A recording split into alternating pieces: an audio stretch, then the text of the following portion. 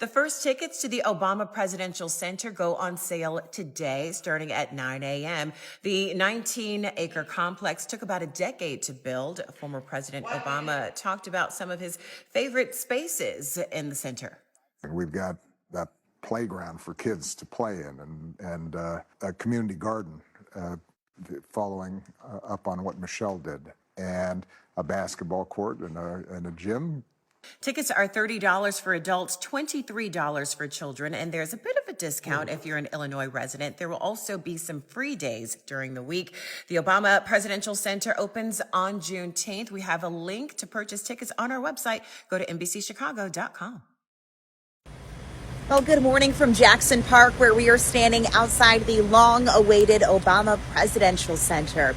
The center itself doesn't open to the public until June 19th, but tickets to the museum go on sale this morning. The foundation expects high demand when the queue opens at 9 a.m. People can purchase up to 9 tickets. Weekend and summer dates are expected to sell out quickly. So how much will it cost you? Prices range from $23 to $30 for general admission, $15 to $26 for people who live in Illinois, and kids who are under 2 get in for free. People who live in Illinois can also take advantage of free days on Tuesdays. Leaders say museum exhibits explore the promise of democracy and the work of the Obama presidency. Through immersive storytelling and interactive installations, guests will engage with the legacy of America's first Black president and First Lady and reflect on the enduring power of civic participation. Now, the campus also includes the Forum with an auditorium, a state-of-the-art recording studio, restaurant, cafe, and so much more. The vast majority of the campus, by the way, aside from the museum, is free and open to the public. The Obama Museum, or call it Obama Presidential Center, is about to be open. I think on June. I think in June. Trump is a jealous person. Trump believes that whatever Obama is doing is not right. So he's saying he would have consulted from him before he built that museum. President Obama, and if he wanted help, I'd give him help because I'm a really good builder and I build on time, on budget. He's building his library in Chicago. It's a disaster. And he said something to the effect, I only want DEI, I only want woke. He wants woke people to build it. Well, he got woke people, and they have massive cost overruns. A job is stopped.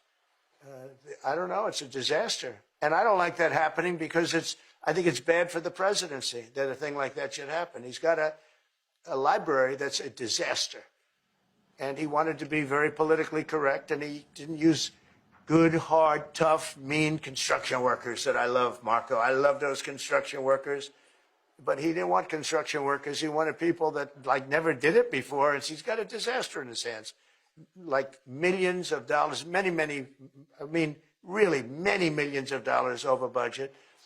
And I would love to help him with it, or somebody else. I could recommend professionals, but it was not built in a professional manner. Trump, you can't even reach the doorknob of my community center. That community center in the south side of Chicago is where I met Michelle, got married, had my daughter, and started my political career. That building holds the most important memories of my life. It's my roots, not your stage. The smell you carry, you can smell it from 2 blocks away. Don't dirty my place. I will never let you set foot in here. You can't even reach the doorknob. You say Michelle and I are like apes? Call me anything, but touching my family is crossing the line. I can take any criticism or insult, but I will never tolerate anyone attacking my wife and daughter. I can be reelected as president. Your reelection dream was crushed by Biden himself. You had your political career ended directly by the sleeping giant you called. I got the Nobel Peace Prize 9 months into my presidency. You'll never get that in your lifetime. You built casinos, sold steaks, and set the record for the most Twitter accounts suspended. I built community centers, left a political legacy, and won world-class awards. You can never match. The museum has everything, as Black history, as American history. So it's going to be well equipped. It's in Chicago, and people have already liked it. They are booking the tickets. I think by now the ticket has already sold out. And jealousy Trump always, always say something about Obama. He will never appreciate what the former president is doing. The way they designed it is like a White House. So there's no need of going to the White House. It has everything. It's well equipped. But Trump doesn't like the plan, doesn't like the way they designed it inside, doesn't like anything about it. And it would have been better for him to open it, since he's the kind president, but he doesn't appreciate Barack Obama. President Barack Obama announcing that his presidential library will be opening in June in Chicago. It's going to open on June 19th, a part of Juneteenth celebrations. It's been quite a while that he's been working to get this library open on the south side of Chicago. He says the presidential library will be open for all Americans. However, Obama's team saying that President Donald Trump is not going to be invited to the opening ceremony. However, they say President Trump can visit the Obama Library in the future. OMG, y'all. I got my museum ticket to see the Obama Presidential Center. We're headed to Chicago. Oh my God. Baby, and y'all won't believe who asked this question or who ready to welcome me. Of course, I will see y'all in 50 days. Well, less than 50 days at this point. Internet parents. Because, baby, if it was left up to me, baby, I've been to stop spring cleaning this closet and be on my merry way. But since it's not open, I better slow this ship down. But in the meantime, honey, oh, my God. I am rocking this shirt. This is the first merch shirt that I received of the Obamas. This will say, oh yes, we did, 08. And then I literally have my high school binder in my hand. When I was studying the Obamas, like literally, in high school, my room was the theme of the Obamas. Like, oh my God, look at these pictures. And I never in my whole entire life, when I started this journey and had my room in Utah, Alabama, decked out with the Obamas all over my walls. Like, look at my calendar, y'all. This says May, we're in May. And I literally still have history book from my private school, like, the 44th president was in my high school material, like. But let me tell y'all, last Wednesday, I was in the Obama queue, and it felt like I was in Beyonce Catwalk Carter queue, like I was so stressed out. But y'all, I'm gonna be in heaven because when I started, like, the Obama's museum in my room, and all of the merch and magazines and stuff, like, I never dreamed outside of the walls. Like, yeah, one day I'm gonna visit a presidential center or library so I can like look at everything in one spot. Like, at the age of 16, my mind never went there. So like, we're talking about, I get to see all of that in one spot. Michelle dresses, like, I still literally have something that's similar to her inauguration outfit she wore.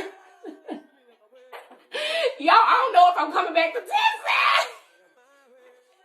I don't know if I'm coming back to Texas for the summer because, baby, I need a whole year to literally go through their whole archive. Like, I am the walking archive. Because I started my archive when I was 16 years old, y'all. I am 35.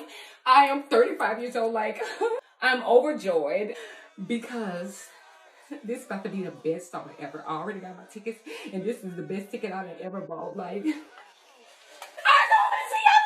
the Obama Presidential Center is about to open. We got a first look today inside a replica of the Oval Office. Everything exactly as how it looked while Obama was president for 8 years. From the rugs on the floor, to the books in the bookshelf, to the pictures on the wall, to, yes, even a letter inside. You open the drawer of his desk, And there is the letter that George Bush left for him on that first day of his presidency. He tells him it can be tough, but he also says rely on God and the character of the people who brought him there. Even the couches and the chairs, they're arranged just as they were when Obama was president. Yes, and you'll see George Washington and Abraham Lincoln. They're on the walls overlooking all that was going on inside the Oval. The museum itself, now it's more than just a museum. There's exhibits, there's a restaurant, there's a sledding hill. There is even an NBA-sized basketball court. 1 month from today is the big grand opening. The public allowed inside the next day on June 19th. It is going to transform the south side of Chicago in Jackson Park. Michelle Obama grew up on the south side of Chicago in a working-class family in a one-bedroom apartment. She earned her way to Princeton, then to Harvard Law School, not through legacy, not through connections, but through talent and discipline. She wrote her Princeton thesis on how Black students experience elite institutions because even then, she was paying attention to systems, not just herself. She became an associate at Sidley Austin, one of the top law firms in the country, and then left the money to work in public service. She served the city of Chicago. She ran major civic programs. She became vice president for community and external affairs at the University of Chicago Hospitals, building partnerships that actually helped people. As First Lady, she launched Let's Move, taking on childhood obesity when nobody else would. She created Joining Forces to support military families. She championed girls' education worldwide, traveling the globe to tell young women their lives mattered. She did all of it while protecting her daughters from the spotlight and refusing to turn the White House into a brand. Then she left. No scandals, no grifting, no selling access, no golden statues. She wrote Becoming, one of the best-selling memoirs in American history because millions of people across race, class, and party recognized something real in her. And that is why Donald Trump reaches for racist imagery. Because Michelle Obama represents everything that he can't counterfeit. Competence without cruelty, power without corruption, dignity without fear. She doesn't need to respond to him. Her life already answered.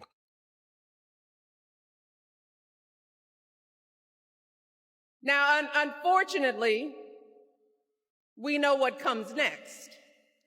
We know folks are going to do everything they can to distort her truth.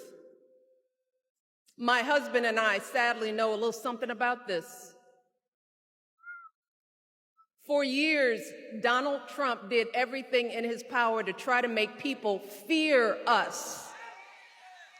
See, his limited, narrow view of the world made him feel threatened by the existence of two hardworking, highly educated, successful people who happen to be Black.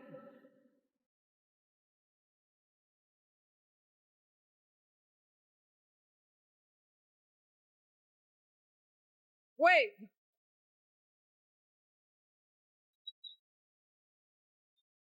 I want to know.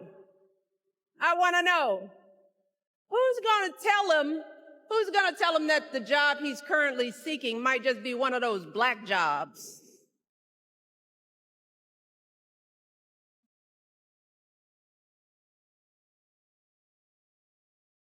It's easy to look around right now and feel like the challenges we face are simply too big. But hope is not about ignoring the hard stuff. It is that thing inside us that insists something better awaits, if we're willing to work for it. Here on the south side of Chicago, hope is getting a permanent home. Starting on June 19th, you can visit the Obama Presidential Center, a campus with a world-class museum, a new branch of the Chicago Public Library, sweeping green spaces filled with public art, yes, a basketball court, and more. This is a place where a child from next door or across the globe can sit behind the Resolute desk and imagine how they could help create a better world. All week long, we'll honor all the people who've been with us on this journey, from those who helped launch our campaign, served in my administrations, and helped build the center, to all of you who want to turn hope into action. This is not a monument to the past. It's a living destination for people who refuse to accept the status quo. If you feel that way, this is your invitation to join us. Sign up to be the first to know about updates, events, and tickets at Obama.org.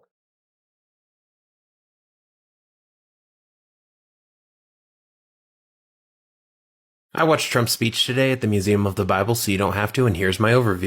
We'll start with the craziest thing he said, which is that one man during his campaign knocked on 10 million doors for him. Now, I did the math on that for you, don't worry. If he knocked on one door per minute for 12 straight hours a day, every single day, never stopping, it would only take him 38 years to accomplish this goal of 10 million doors. Let's get into the meat of it. He talked for about 50 minutes. He somehow mentioned Biden 7 different times and Obama twice. So he starts off by saying that America was founded as a country of faith, and when our faith is strong, our country is strong, but when our faith is weak, our country is weak. And apparently right now our faith is weak. He also says that tyrants are denying the rights to religious people. I don't think he knows that he's in charge. On that note, he says we need to bring back religion to our country because, you guessed it, 1 year ago our country was completely dead, and now we are the hottest country anywhere in the world. He says that multiple leaders in the Middle East confirm that, as well as every single leader of every NATO nation all told him, we were dead a year ago, now we're the hottest country in the world. He goes on this weird rant about how in 2016, apparently Ben Carson came up to him, I guess during the debates, and said, like,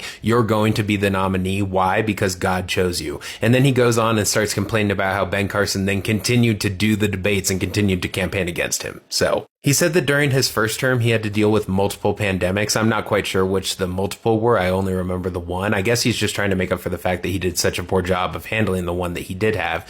He then says that America's 250th anniversary might as well be the 300th anniversary, so we should call it the Super Centennial. Just a little bit of learning for you, the 250th anniversary of anything is called its semi-quincentennial. He spent the first 12 minutes of this, no joke, 12 minutes, just naming people. Not any reason why he's naming them, not anything about anything they have accomplished. Literally just naming people. He spends 12 minutes doing that. He spends longer than the entire video you're watching now is going to be.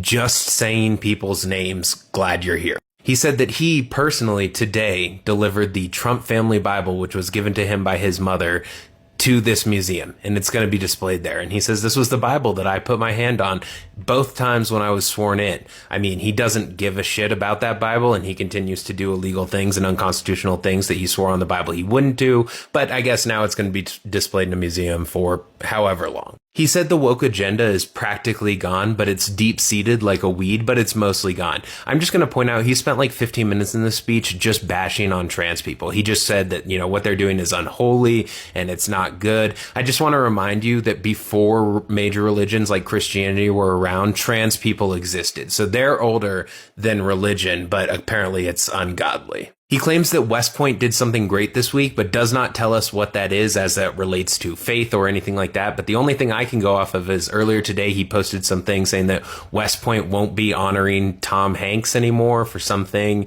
and then saying that all of the Oscars should also look into their selection process. It doesn't make any sense, but of course it doesn't, right? He says that students in our public schools are indoctrinated with anti-religious ideology, and those who try and show their religious ideology are persecuted for it. He says the Department of Education will put out a directive today saying that prayer is now protected in schools. Prayer has always been protected in schools. It's not a thing that it's not protected, but again, Christians just want to feel like they're persecuted, so he's just playing along to that. He brings up at one point, I'm not kidding you, a 6th grader who says that he was forced to read a book to a kindergartner that basically said that you have to change your gender, that you should change your gender, and that he didn't feel comfortable about that. So then he complained, and then his parents complained to the school, and then he got immeasurably bullied for that. Probably just because he's a weird religious freak, but whatever. He says transgender for everyone at least 3 times. I'm just going to let you know we're about halfway through at this point. I have ordered shirts and sweatshirts just for me, not for you guys, that just say transgender for everyone and then a quote mark, Donald J. Trump. I cannot wait to wear that around. I'm not kidding when I said he went on this whole trans bashing thing. He at one point says that there are states that can force people who don't want to transition against their will. He's making a claim because he thinks this transgender for everyone is a thing. He's making a claim that states now are forcing people who don't want to transition to the opposite gender. He says again, he boasts about how he made it a decree in the United States that there are only 2 genders, which just goes against science. Like, intersex and non-binary people exist, like in their chromosomes, in the way that they present physically, all of those things. These people do exist. There are people who do not fall into the male-female category. Again, just a scientific thing that has always existed in humans. He talks about the Johnson Amendment, which I guess was some amendment that didn't allow religious leaders to talk about politics, even though they've always talked about politics. And if they do, they might risk losing their tax exempt status, which I think is a reasonable thing because, you know, state and religion should be separated. But he says he got rid of that, so now they can talk about politics all they want in religion. Great. He said he pardoned the pro-Christian activists who were thrown in jail by Joe Biden. Again, not a thing at all. And then says that he is ending the weaponization of the DOJ against religious groups, which, again, wasn't a thing. Did I mention how many times he mentioned Biden? He talked about Biden 7 times and Obama twice in this. He says that Joe Biden was a mean person. I'm not kidding you, at least 8 times. And then he says that Joe Biden wasn't always a mean person, but I guess the people around him made him a mean person. It didn't make any sense, but he kept using the word mean. He kept saying that he was a mean guy. And yeah, it's, you know, Sleepy Joe, just so mean, so angry. He says in this country there is a tremendous anti-Christian bias, but that they're just getting rid of that very quickly. I will again tell you, Christians, you have not been persecuted in this country in any way, shape, or form. You just feel like you want to be the victim. And so you continue to play the victim while you have the major religious group of this entire country as your religious group. But again, whatever. He talks about the stabbing of that woman in Charlotte and also the children who were killed in Minnesota. And he says, when you have horrible killings, you have to have horrible actions. And then says, we're not going to do horrible actions, though. Of course not. So directly contradicts himself immediately. He says that DC is now a free and safe zone and they could be doing the exact same thing in Chicago, and he's just waiting for Chicago to call, and he doesn't understand why they don't call. And then he brings up that blue tent that was outside of the White House that was a sign of protest that had a permit to be there. And then he says that it was connected with the communist cause and that they got it taken down right away. He also says 3 times that DC was the most violent city in the U.S. I just have to go based on context clues because he does not give a time frame for that, where he previously said that it was the most violent city in the U.S. on the day of his inauguration, which again, just not true. I'm sorry, I should have put this one in there earlier as one of the craziest things. He at one point makes a claim that a man beating his wife is not really a crime. They just had a little fight. And so he thinks that those numbers shouldn't be included in the crime statistics. And if they didn't include silly things like domestic violence, then the crime numbers in DC would actually be 100% reduced, i.e. 0% crime. But he instead says that people are saying it's 87% reduced, which is weird because it's, again, just a statistic that he's previously used to talk about carjacking specifically, not crime overall. He says beating your wife is not a crime. Big surprise there. He says, of course, the 2020 election was rigged, but that was a good thing because by the grace of God of it being rigged, so I guess God was involved in it being rigged, he now gets to have the World Cup, the Olympics, and the 250th anniversary. Did you see Obama's brand new library in Chicago? This thing looks like it could have came out of ancient Egypt, but there's a reason why it looks this way. It was made by Michael Van Valkenburgs and Associates, and the reason they made it this way is to look like 4 hands holding each other, and there's inscriptions on the inside. So this place has a restaurant, it has a rooftop garden. The landscape weaves in and out of 3 different buildings, including not just a library, but a forum and an auditorium and a recording studio. It has spaces for all kinds of different social events and social gathering events, not just to be a library, but to be a real community center for people to come and enjoy and to learn. So this place is really something special in Chicago. So if you want to check it out, you definitely should. It's going to be opening up in May. And it even has a whole bunch of inscriptions that Obama personally picked out. So what do you think? This thing looks pretty cool. This might be worth checking out. Lockdown Universe out. Good luck. Peace. It's Charles, and we are back with some news. The Obama Presidential Center has announced they will be opening on June 19th and having celebrations throughout the week. So I think that I'm going to have to clear my schedule for this one. This is kind of a big deal for me because when I was finally able to vote, I cast my vote for the first African-American president, and he won, Barack Obama. So this is kind of a big deal for me, and with everything going on, rest in peace, Reverend Jesse Jackson. But I feel like we need to be at these historic moments, especially as Black people. Let me brag really quickly. When I was at Michigan State University in 2008, go green, I got to go to the Obama rally. This is me right there. And then I basically got to shake his hand. That's my hand right there. I think that if I go to this week of events, I think we should take another photo, Obama. You let me know. Somebody send this to him, okay? I promise I won't have the bonnet on, I promise. Y'all, I wanted to share the exciting news that the Obama Presidential Center is going to be open to the public starting on June 19th, and tickets are now available. General admission is $30 per adult and $23 per children. But if you are an Illinois resident, you can get a $4 discount and get in for $26 if you're an adult or $15 if you're a child. But discounted admission for Illinois residents requires valid Illinois ID or proof of residency required upon arrival. What?